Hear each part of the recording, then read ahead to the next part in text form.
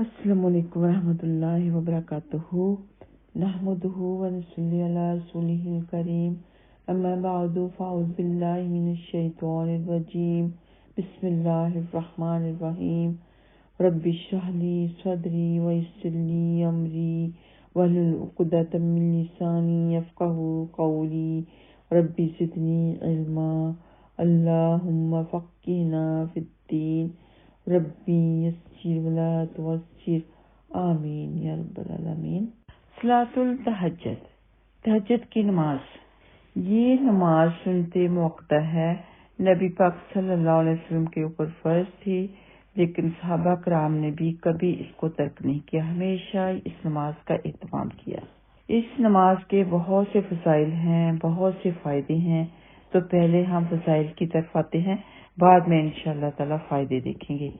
صحیح مسلم کی حدیث ہے کہ حضرت ابو ہریرہ رضی اللہ تعالیٰ عنہ کہتے ہیں، رسول اللہ صلی اللہ علیہ وسلم نے فرمایا، رمضان کے بعد سب سے افضل روزے محرم کے ہیں، اور فرض نماز کے بعد سب سے افضل نماز تہجد کی ہے۔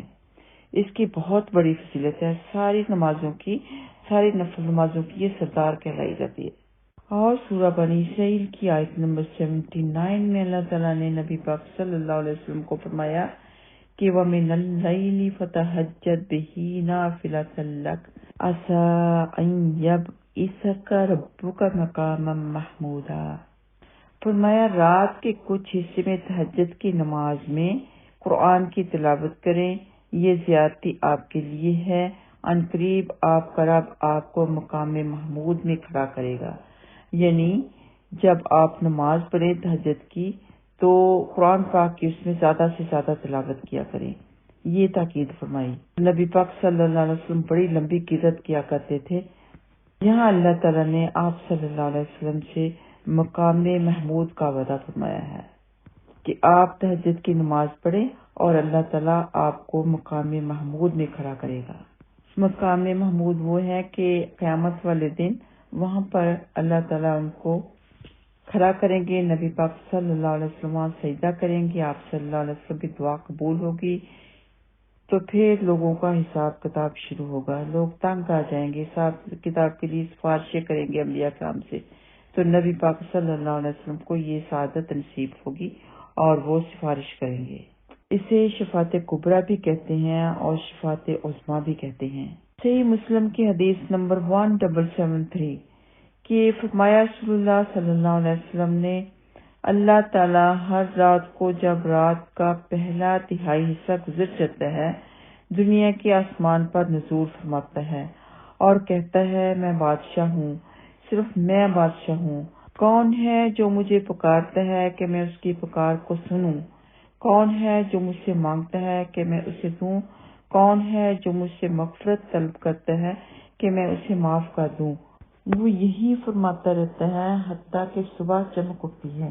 اور صحیح مسلم کی حدیث نمبر 1775 کہ رسول اللہ صلی اللہ علیہ وسلم نے فرمایا، آدھی رات یا رات کی آخری تہائی کے وقت اللہ تعالیٰ آسمانی دنیا پر نزول فرماتا ہے اور کہتا ہے کون مجھ سے دعا کرے گا کہ میں اس کی دعا قبول کروں، یا مجھ سے سوال کرے میں اسے عطا کروں۔ پھر فرماتا ہے کون اس ذات کو قرض دے گا جو نہ محتاج ہے اور نہ حق مارنے والی ہے، یعنی اللہ تعالیٰ کو۔ اتنی بڑی فضیلت ہے تہجد کی نماز کی، اللہ تعالیٰ کہتے ہیں کہ کون ہے جو مرضی قرض دے، پھر میں اس کا حق نہ ماروں، اسے پورے کا پورا اس کا اجر عطا کر دوں۔ تو بہت زیادہ اجر ہے تہجد پڑھنے کا۔ تہجد پڑھنے والا نیک ہو جاتا ہے اور گناہ اس کے معاف کر دیے جاتے ہیں، تسکین اس کے اوپر ہوتی ہے، اس کی دعائیں قبول ہوتی ہیں، وہ اللہ تعالیٰ کا قرب حاصل کرتا ہے۔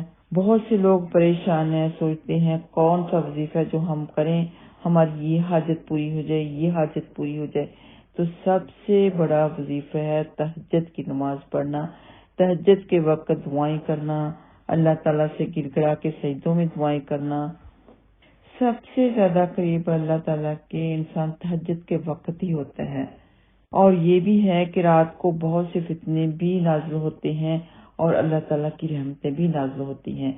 تو جب کہ اتنے فتنے نازل ہوتے ہیں جیسے کہ چوری ڈاکہ، لوگ رات کو جو اللہ کی یاد سے غافل ہوتے ہیں، رات کو کھیل تماشوں میں یا پھر شغل میلوں میں مشغول ہوتے ہیں۔ کوئی اپنے نرم نرم بستر پر بہت ہی گہری نیند سو رہا ہوتا ہے تو اس وقت وہی لوگ اللہ تعالیٰ کی یاد کے لیے اٹھتے ہیں جو تہجد کی فضیلت کو سمجھتے ہیں۔ تہجد گزار متقی بن جاتا ہے، پرہیزگار بن جاتا ہے، آہستہ آہستہ اس کے سارے گناہ دھل جاتے ہیں اور وہ اللہ تعالیٰ کا پیارا بندہ بن جاتا ہے۔ اللہ تعالیٰ اس کو اپنے دین کے لیے، اپنے ذکر کے لیے خاص کر لیتے ہیں۔ اللہ تعالیٰ نے جو آپ کو آپ کی زندگی میں وقت دیا ہے، اس کو ویسٹ ہونے سے بچا لیں، اس سے پورے کا پورا فائدہ اٹھائیں۔ رات کو بس اتنا ہی سوئیں جتنا سونے سے آپ کی تھکاوٹ دور ہو جائے اور پھر آپ تہجد کے لیے اٹھیں۔ اس اللہ تعالیٰ کا ذکر کریں جس اللہ تعالیٰ نے آپ کو بہت بڑے انعامات سے نوازا ہے، صحت کا انعام، گھر کا انعام، ہوا، پانی، کھانے کی چیزیں، پتہ نہیں کیا کیا کیا کیا انعامات سے اللہ تعالیٰ نے انسان کو نوازا ہے۔ تو انسان کے لیے چاہیے کہ وہ اللہ تعالیٰ کا شکر ادا کرے، اپنی 5 نمازوں کے علاوہ تہجد گزار بھی بن جائے، اشراق بھی پڑھنے لگ جائے، تو اللہ تعالیٰ ایسے بندے کو مزید مزید انعامات سے بھی نوازیں گے، دنیا اور آخرت کی تمام نعمتیں عطا فرمائیں گے۔ تو یہ عشاء کی نماز کے فوراً بعد بھی آپ پڑھ سکتے ہیں، اور جن کو عادت نہیں ان کو شروع میں بس ایسے ہی کرنا چاہیے کہ عشاء کی نماز کے فوراً بعد پڑھ لیا کریں، پھر آہستہ آہستہ کچھ فوراً بعد پڑھیں اور کچھ رات کے آخری پہر میں پڑھ لیں، پھر جب عادت بن جائے گی تو پھر آخری پہر میں ہی پڑھ لیا کریں۔ تو نبی پاک صلی اللہ علیہ وسلم کا یہ معمول تھا کہ عشاء کی نماز کے بعد 4 رکعت نماز نفل، یعنی تہجد کے 4 رکعت نماز نفل پڑھ لیتے اس وقت۔ تو دیکھتے ہیں صحیح بخاری کی حدیث نمبر 117 میں حضرت عبداللہ بن عباس رضی اللہ تعالیٰ عنہ فرماتے ہیں، ایک رات میں نے اپنی خالہ میمونہ بنت حارث رضی اللہ تعالیٰ عنہ یعنی نبی پاک صلی اللہ علیہ وسلم کی زوجہ محترمہ کے پاس گزاری۔ اپنی خالہ کے پاس انہوں نے رات گزاری اور نبی کریم صلی اللہ علیہ وسلم اس دن ان کی رات میں انہی کے گھر تھے۔ نبی پاک صلی اللہ علیہ وسلم نے عشاء کی نماز مسجد میں پڑھی، پھر گھر تشریف لائے اور 4 رکعت نماز نفل پڑھ کر آپ صلی اللہ علیہ وسلم سو گئے، پھر اٹھے اور فرمایا کہ ابھی تک یہ لڑکا سو رہا ہے، یا اسی جیسا لفظ فرمایا۔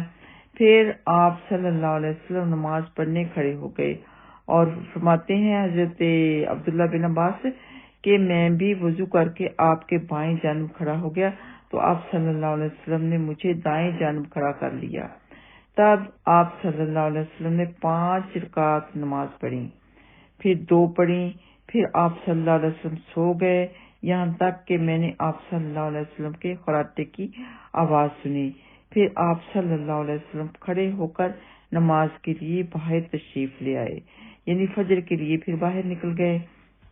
تو اس حدیث سے ہمیں پتہ چلا کہ عشاء کی نماز کے بعد 4 رکعت پڑھی، پھر اس کے بعد تہجد کے وقت جب اٹھے تو 5 رکعت پڑھی، یہ 4 اور 5 9 رکعت ہو گئیں۔ اس کے بعد فجر کی 2 سنت پڑھ لی اور تھوڑی دیر کے لیے سو گئے۔ تو پھر مسجد میں فجر کے فرض پڑھنے چلے گئے۔ تو تہجد کی جو نماز ہے اس کی مسنون رکعت جو کہ نبی پاک صلی اللہ علیہ وسلم سے ثابت ہیں وہ 9 رکعت بھی ہیں اور 13 رکعت بھی ہیں اور کبھی 7 رکعت بھی ہیں۔ یہ ابو داؤد کی حدیث نمبر 1362 میں موجود ہے۔ یہ 2 رکعت کر کے پڑھی جاتی ہیں اور پھر آخر میں 1 وتر پڑھ لیا جاتا ہے، اور آخر میں 3 وتر بھی ثابت ہیں۔ تو آپ لوگوں کی مرضی ہے، کبھی 1 وتر پڑھ لیا کریں آخر میں، تو کبھی 3 وتر پڑھ لیا کریں۔ 2 طرح کی سنت پوری ہو جائیں گی، بلکہ 3 سے بھی زیادہ احادیث سے ثابت ہیں۔ تو آج ہی اپنے دل میں قصد کر لیں کہ آپ نے تہجد گزار بن جانا ہے۔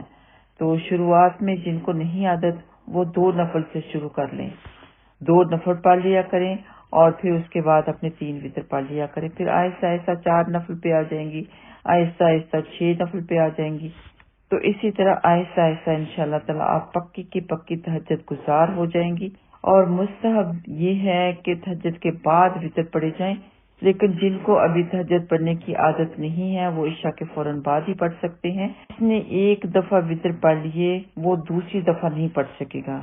اور کبھی کبھار ایسے بھی ہوتا ہے کہ تہجد کی نماز ان کی مس ہو گئی تو وتر بھی مس ہو گئے، پھر وہ اٹھنے کے بعد اپنے فجر نماز کے بعد پھر عشاء کے بعد سورج نکلنے کے بعد یعنی پھر اپنی تہجد پوری کر لے، تو اس وقت پھر وہ جو وتر ہوں گے وہ طاق نہیں ہوں گے بلکہ جفت ہوں گے، یعنی 3 وتر کی بجائے 4 وتر پڑے جائیں گے یا 1 وتر کی بجائے 2 وتر پڑے جائیں گے، جو کہ اس کے بارے میں بھی حدیث ہے کہ نبی پاک صلی اللہ علیہ وسلم آخری ایام میں ایسا کرتے تھے کہ جب ان کی تہجد کی نماز قضا ہو جاتی، مس ہو جاتی، تو وہ سورج نکلنے کے بعد اپنی تہجد پوری کرتے اور وتر کو جفت بنا لیتے، پھر طاق نہیں بناتے تھے، یعنی آڈ کی بجائے وتر کو ایون بنا لیتے تھے۔